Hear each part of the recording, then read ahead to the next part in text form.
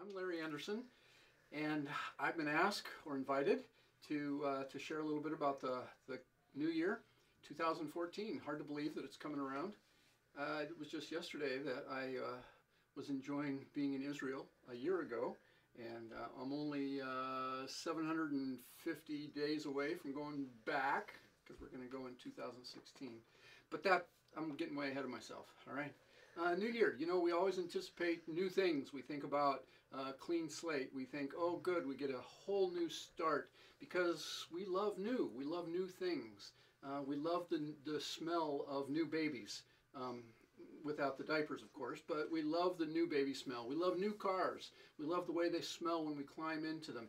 And of course, we make all sorts of rules about no food, no sodas, no pop, because we want to maintain that new smell, right? We love new clothes. We just love new things. That's what we seem to appreciate about life in general.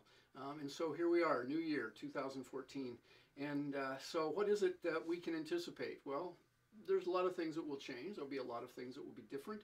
But reality is, newness only happens when God's involved. And the wonderful thing that we who are followers of Jesus can depend on is the fact that we've been invited to become new ourselves. Paul says in 2 Corinthians that if we're in Christ, we're new creatures, and that God is making us and recreating us and doing a new thing in us from the inside out.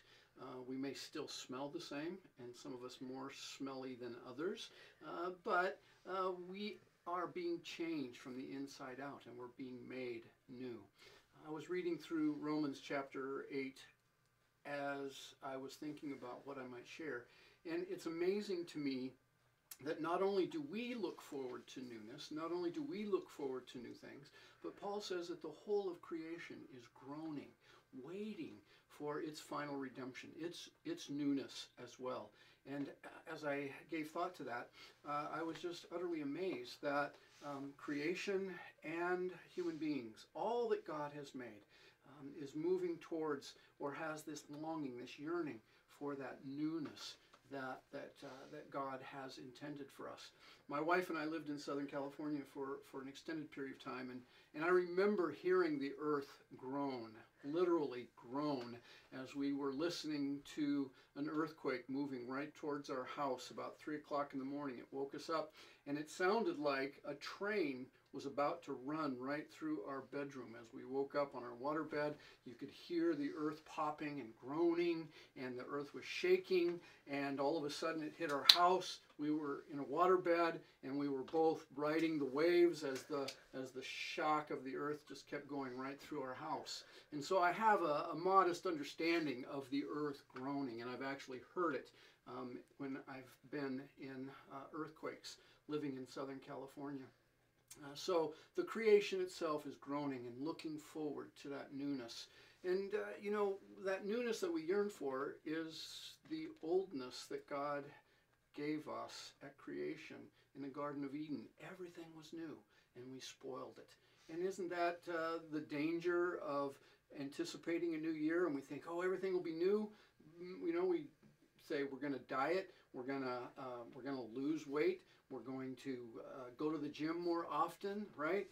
We're going to treat our dogs better, actually let them into the house.